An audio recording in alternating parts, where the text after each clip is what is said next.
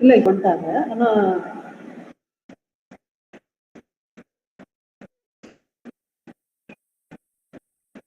நீங்க பண்ணிக்கிறதுனா okay sir. அதுதான் நம்ம இப்ப ட்ரையல் பார்க்கணும் பாத்துக்கோங்க.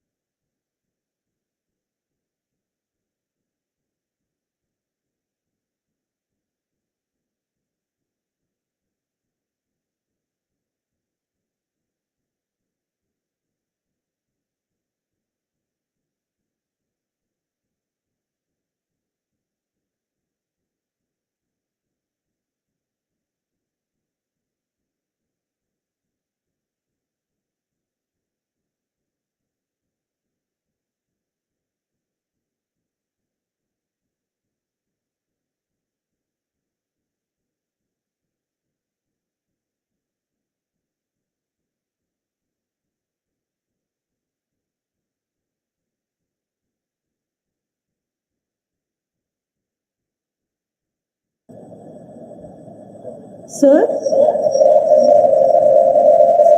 Yeah, you're there? Yeah. Are you able to see me? Hello, sir? Yeah, Sir, are you able to hear me? hello, ma'am. Yeah, but your voice is not very clear. Hello, ma'am. You're hearing me? Yeah, now you're a bit clearer, sir. Yeah, Yeah, yes, yes. Now yeah, there's a bit of clarity. yeah.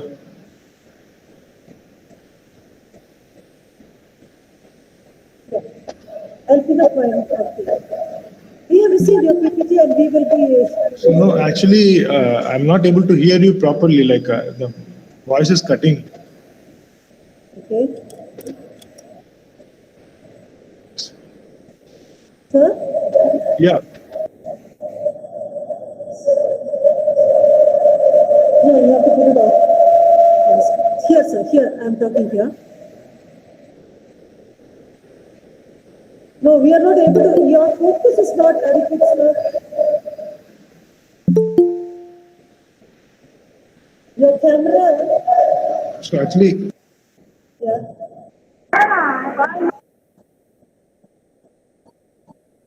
சொல்லுங்க sir. இப்ப இப்ப கேக்குதா? இப்ப கேக்குதா? No, there is an echo out over there. I could hear that. இப்ப okay வருதா sir? No, no, no. Okay, okay, okay.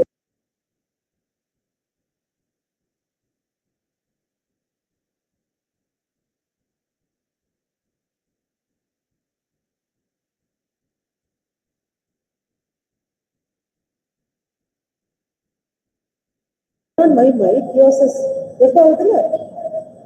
Echo ஆகுது result?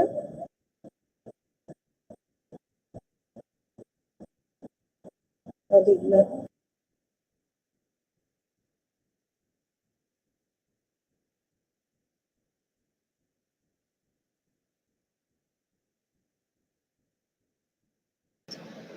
ma'am, இப்போ கேக்குதா ma'am? ஹலோ, இப்போ கிளியரா இருக்குங்களா? ஓகே. ஆமா, நீங்க பேசுறது வந்து எனக்கு வந்து ரொம்ப எக்கோ அடிக்குது, ஒழுங்கா கேட்க முடியல. ஆமா, ஆமா. Okay ma'am, okay, okay ma'am, okay ma'am, okay ma'am. இந்த ஃபோக்கஸ் போதும்ல மேம்? Okay,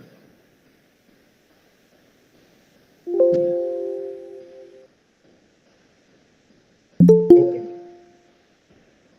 okay ma'am. இல்ல லைட்ஸ் வேணா போட்டுக்கலாம், இங்க எங்க இருக்குன்னு தெரியல.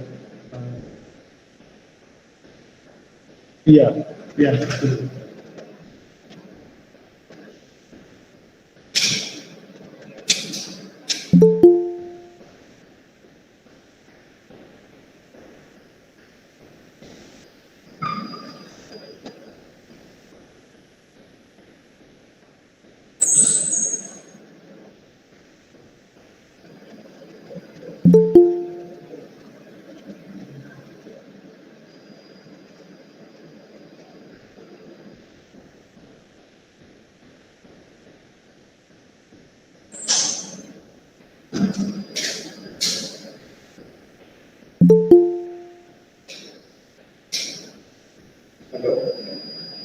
Yeah.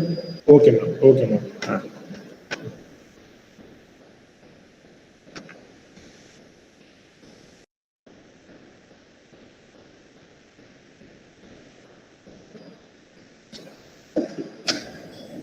A very good morning to all of you who have gathered here.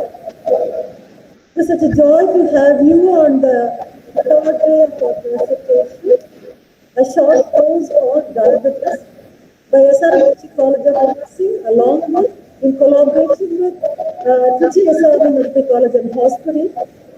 And in order to remember the World Diabetes Day, and the theme for this year, Diabetes Nurses Make a Difference, the SRM Teacher College of Nursing has taken a step in order to organize it,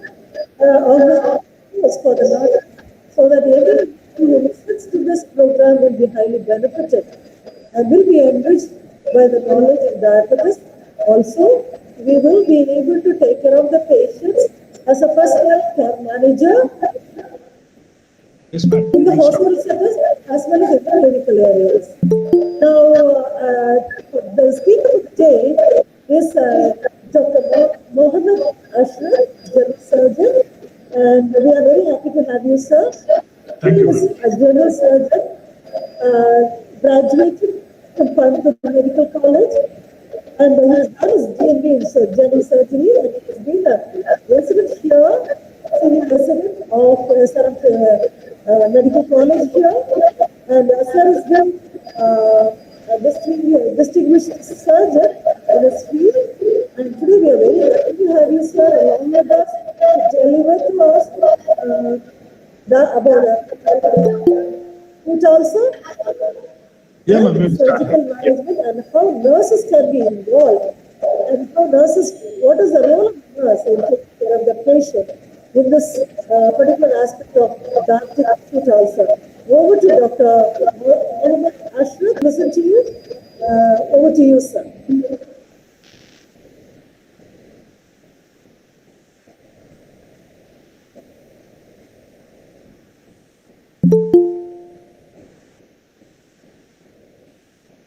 Yes, we are picking up Dr. Mohammed.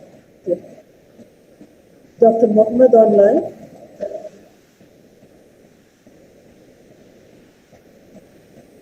Yes, sir. We are able to hear. Mr. Hear from you, sir. Yeah, ma'am. We'll start now.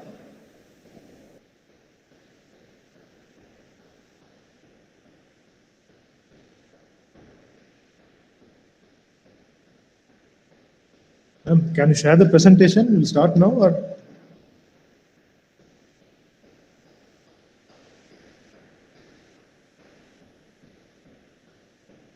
Sir, we will be presenting your PPT from here, from our side. Yeah.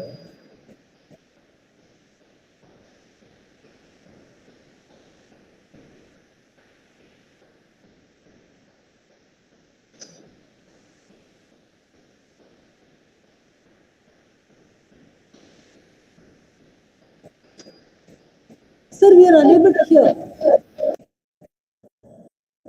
Sir, we are unable to hear from your side. Okay. Okay, sir. Okay. Yes.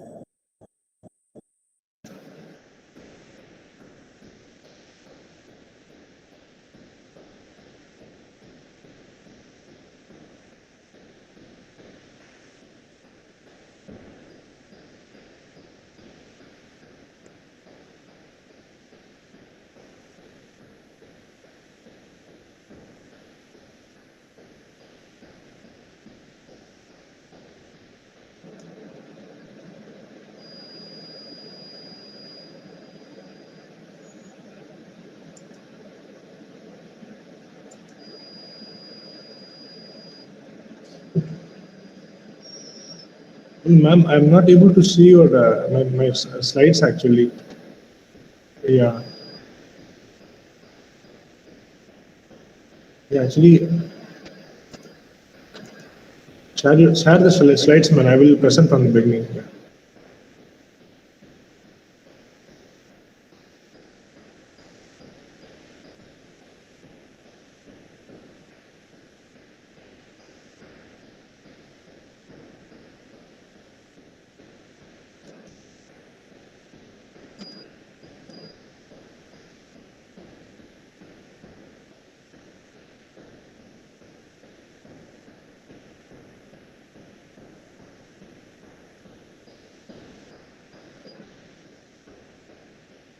Yeah. Now I'm able to see. Can you make it full screen, ma'am? Yeah. Okay, ma'am. I will talk now. Yeah. Thank you.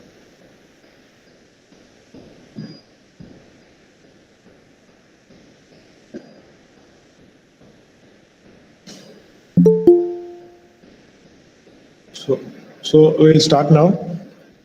Good morning to one and all.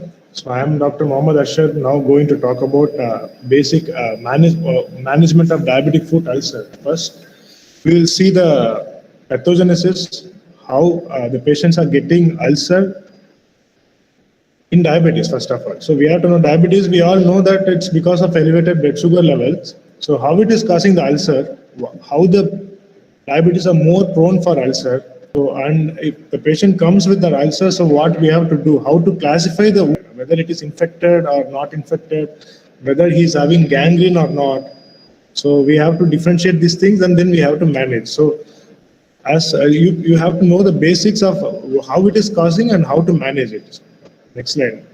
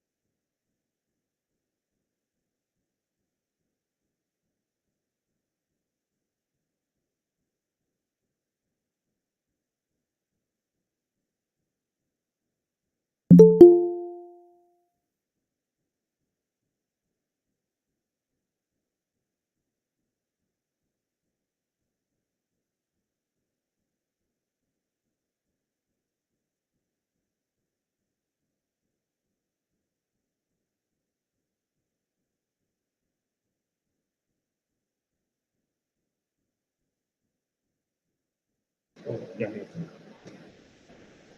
Now it's coming now.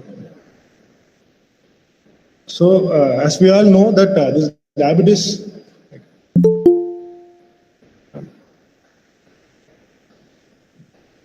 hello, I'm not able to see the presentation, ma'am.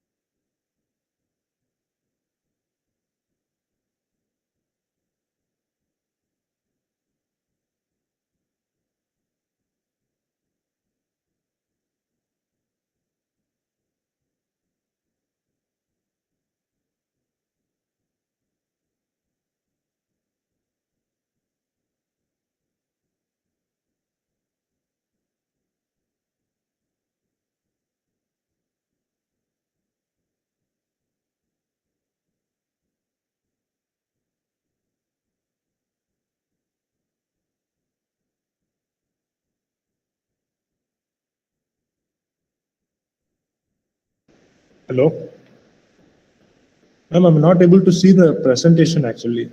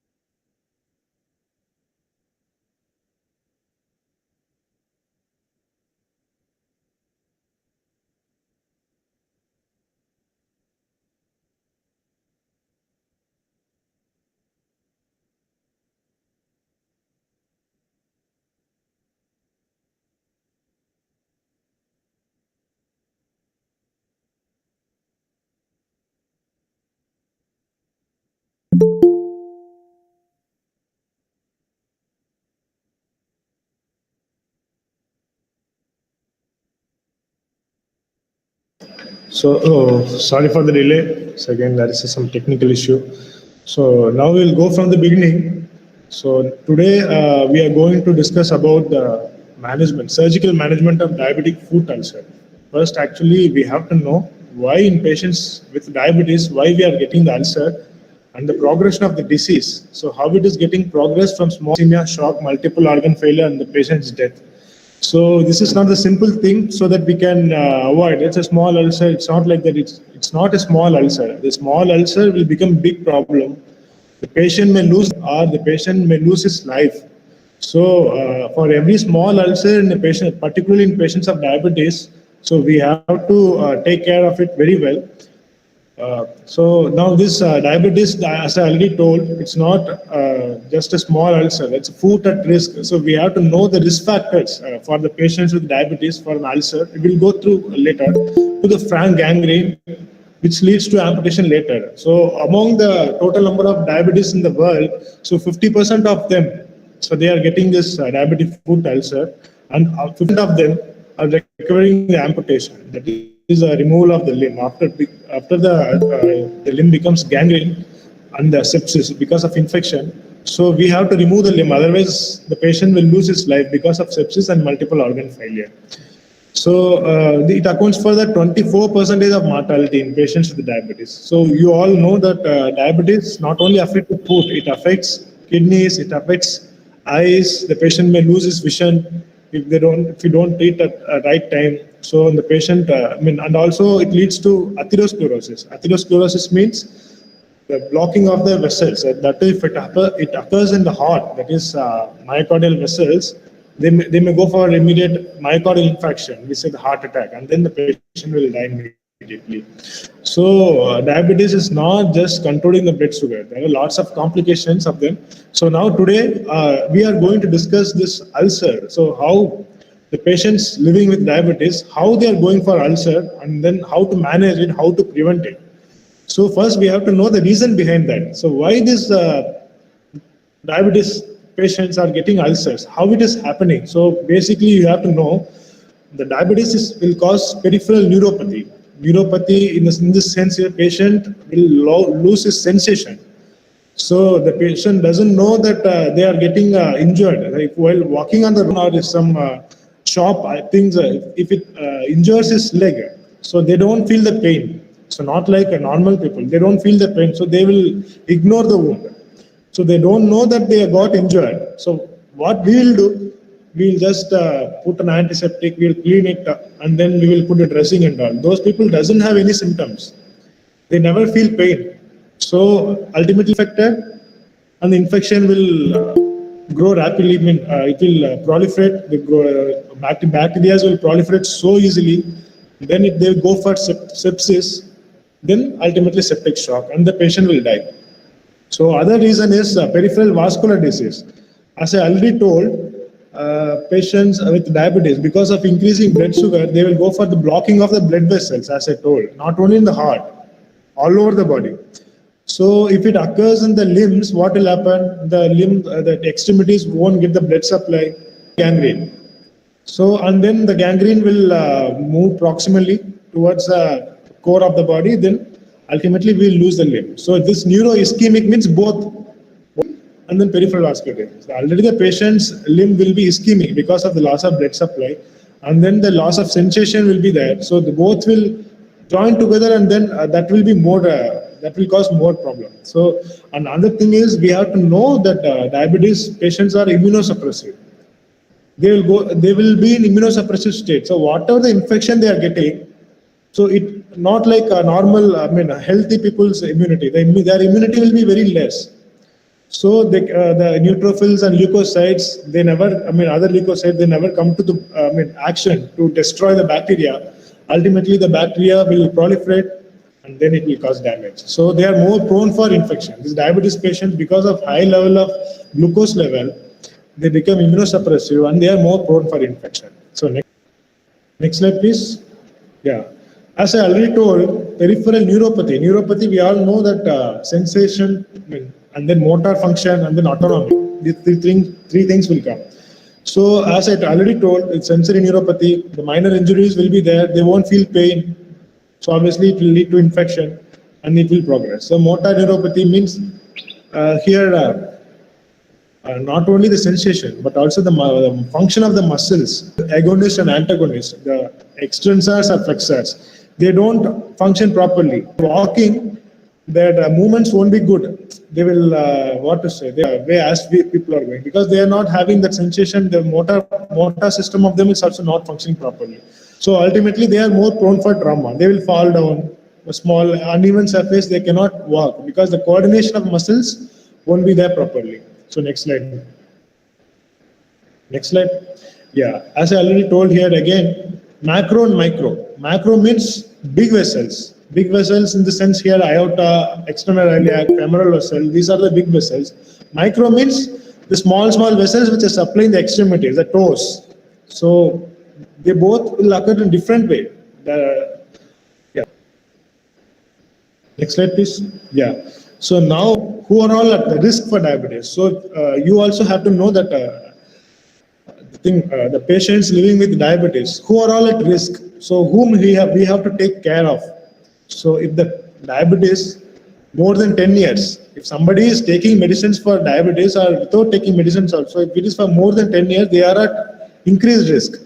So and the sugar control should be like in proper way, that they have their FBS, PBS, they have to check often, then they have to maintain the glucose level in a proper way. So, and obviously I told they will be having decreased immunity, and the patients with previous amputation and then previous healed ulceration. If there is any ulcer which is already present, which is healed, so in that healed portion, they are more prone for the new ulcer formation. So this, according to the Wagner's grading system, they all will come under the grade 0. For this, we have to just prevention is we need to prevent the ulcer. So there is no need of any treatment. So we have to be careful in these conditions. Then we can prevent the ulcer in the early way. So next one. So this actually we will discuss later also. In this classification, we have to know the grading of the ulcer. So so obviously in every ward, every hospital, the new patients they are admitting. So we are just checking their sugar levels. First we will do the RBS at the day of admission. The next we will do FBS and PBS to know the actual level of blood glucose, and then HbA1c will do to know the blood level for the last 3 months. So every patient we are checking these levels, and we have to examine the food. In this case, the patient will come with these complaints. At grade 0, as I already told, in this picture, the patient is having the callosity here. So this is, we used to call it as callosity because the patient giving pressure on this area while walking. So what will happen? The skin, this area, it's more prone for ulcers. So the patient is not having no ulcer. As I already told, this come under grade 0.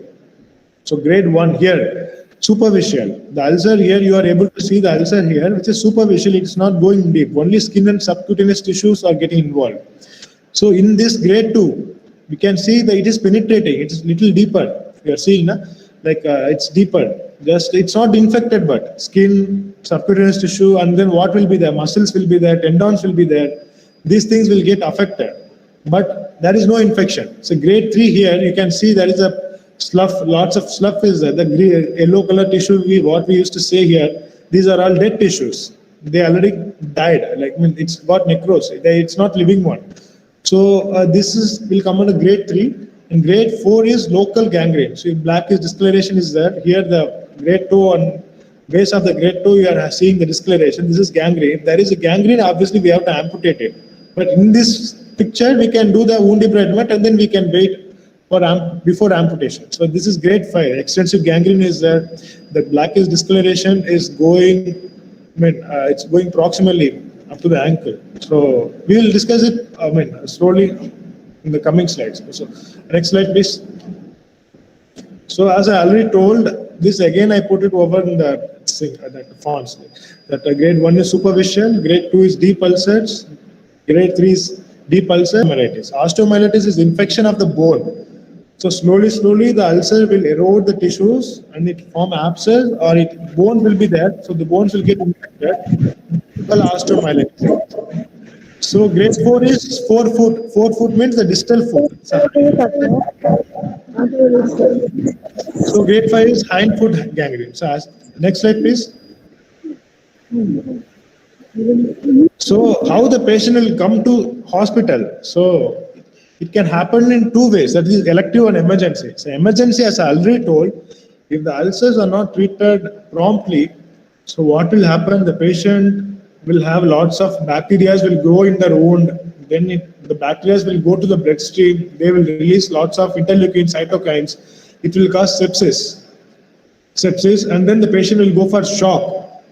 So I think you people know what is sepsis and shock. The thing is, the bacteria in the bloodstream will release lots of cytokines. It's called systemic inflammatory response syndrome, we will say in the beginning. So later it will go for multiple organ dysfunction syndrome. Mainly the kidneys and liver will get failure. Then finally the patient will die. So we have to treat in emergency. We have to do wound debridement. We have to do abscess drainage.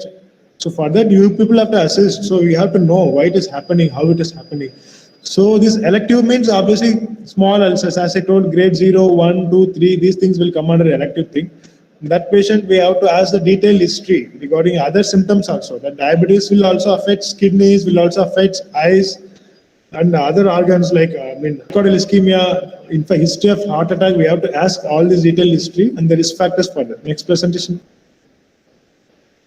So this examination part, basically just slowly we have to do that. But the absence of hair, why there is an absence of hair?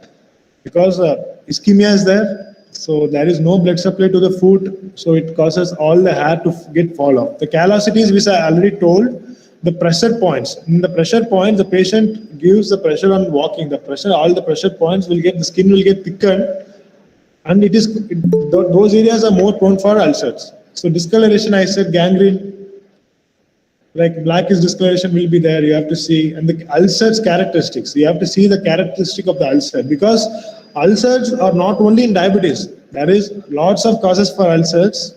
That is arterial ulcer, venous ulcer. Lots of types are there. So arterial ulcer means only blood supply is not there. So only the arteries are getting blocked. It got inflamed. Blood supply is not there to the foot. It will get ulcer and gangrene. So venous means varicose veins is the one condition where the venous drainage is not properly. Venous drainage of the lower limb is not properly happening to the heart. So venous blood will get pulled down, and then it will cause an ulcer. So there are three basic types of ulcers you have to know: arterial, venous, and diabetes. So obviously, if a patient comes to any hospital with diabetes, known case of diabetes and ulcer, you can think of it might be diabetic ulcer, and we have to grade it, as I already told, that grading, Wagner's grading.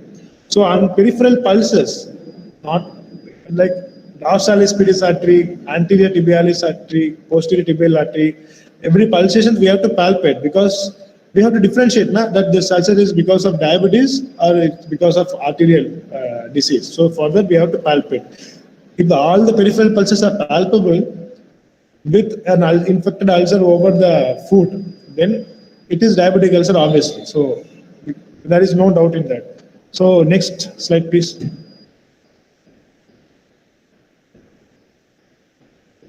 Yeah. So what are the investigations we'll do? There is a spelling mistake here. We have to. Yeah. So obviously, every patient who are getting admitted, we are doing blood sugar levels, HbA1c to know the 3 monthly values. And then this one is very important here, the wound swab or culture sensitivity, because the patient with infected ulcer, before starting antibiotics, we should not start immediately. We have to take a swab. We have to take the pus from the ulcer. So we have to take the pus, and then we'll send for culture sensitivity. And if the patient is so sick, if he's in sepsis or shock, then we have to start a broad spectrum antibiotics, IV, that is piperazoline or cefoperazone, like that we have to start. So before starting antibiotic, we have to take a swab, culture swab from the wound.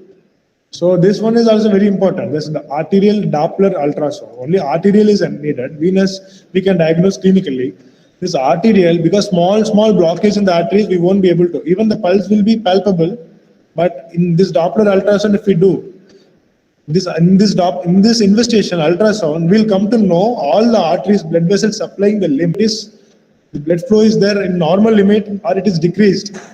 So as I already told, peripheral angiopathy, Micro and macro also is causing ulcer. So here we have to know the status of the arteries.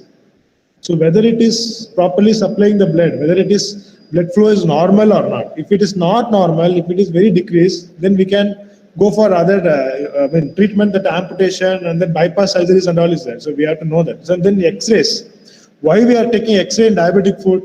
So grade 3, I told that it will cause osteomyelitis.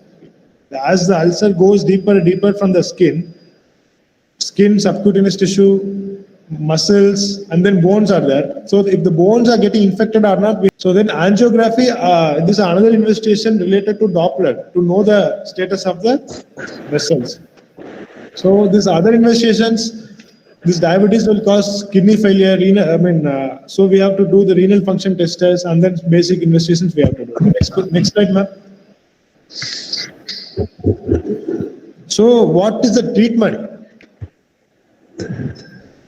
Treatment is multidisciplinary. That means not only if the patient comes to the surgery ward, that doesn't mean that only surgeon have to treat the diabetes patient, because medical is also important. The patient's sugar levels, we have to control it. We will control, but the medical physician's opinion is needed, and then they have to give your opinion regarding the control of the blood glucose by altering the insulin values, and then we have to control the infection with antibiotics. The next slide. So we'll come to the topic proper now. So grade 0, as I already told, the patient at risk for diabetic foot. So if the patient is not having any ulcer or any gangrene or any infection, the patient is not having any ulcer, the patient is having, then we have to prevent it. How to prevent it? So the patient's diabetes more than 10 years. If you come to know any patient taking anti-diabetic drugs for 10 years, we have to tell them while walking at home from outside, they have to check their foot, whether there is any problem, any ulcer or not, because they're not having any sensations, right? So we have to check them. We have to wash the foot properly, and then we have to check for any ulcer, any injury. We have to tell them to do that.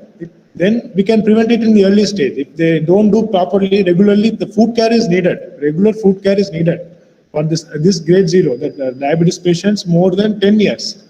So next slide, ma'am. Next slide, yeah.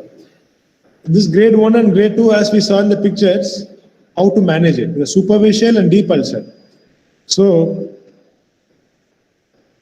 this word, wound debridement, that means what? We have to remove the dead tissues. The ulcer is having slough, that yellowish tissue. You will know that this tissue is alive or not. It is alive or dead. So we have to remove all the dead tissues. Slowly we have to remove all the dead tissues. Daily dressing we have to do regularly.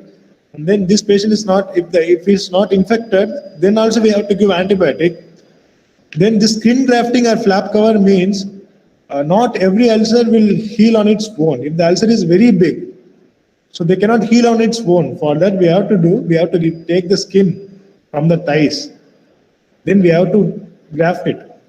We have to put on the ulcer and we have to graft it. So this grade 3, it is deep infection, abscess, osteomyelitis, cellulitis. Cellulitis means infection of the subcutaneous tissue. From the whole limb will get infected. For that we have to do fasciectomy and other procedures also there. So here, that is the abscess, we have to drain. Wherever the abscess, we have to drain it. So you people also have to know how to do it, how to assist it, what are the things needed for the surgeon to do the incision drainage. So we have to put an incision like this, cross-shaped incision. We have to remove all the pus drainage, and then we have to put the betadine gas. We have to put inside, then we have to put dressing. So serial surgical debridement. Daily we have to open the dressing, we have to see the dressing, and then we have to do daily dressing we have to do. Yeah, then we can do antibiotics, we can inject directly on the wound also. We can irrigate the wound with the antibiotics. So this will come in grade 3. The grade 4 is that forefoot gangrene. As I already told, this only fingers will get gangrene. This is conservative amputation, is just removing the toe. You people will have come across to the many diabetes patients without having toes. They will say like, I removed it last year, 2 years before I removed it.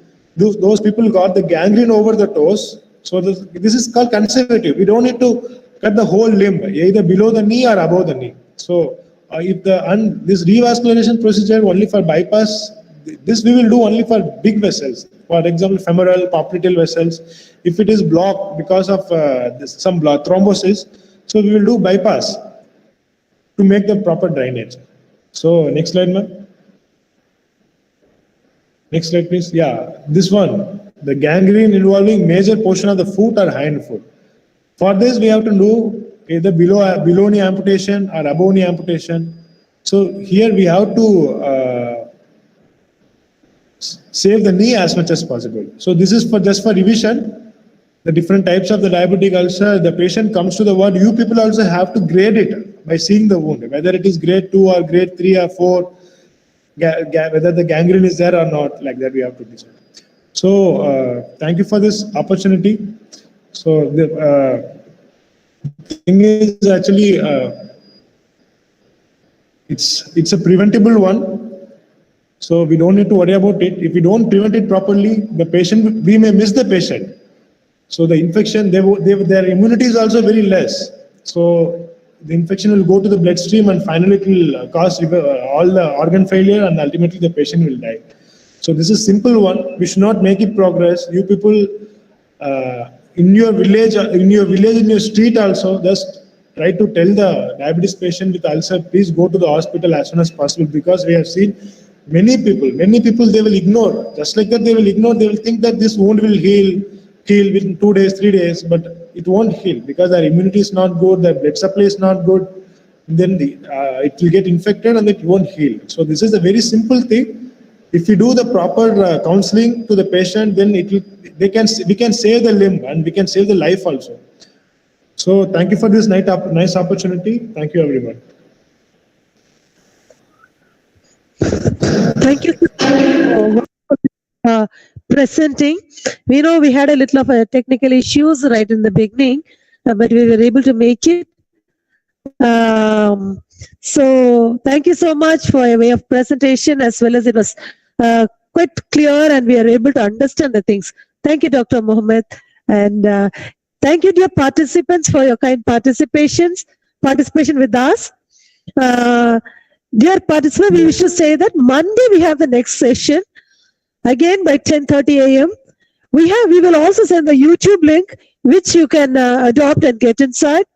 And unlike today, we will not have any more technical issues, I feel. So we will be able to make it.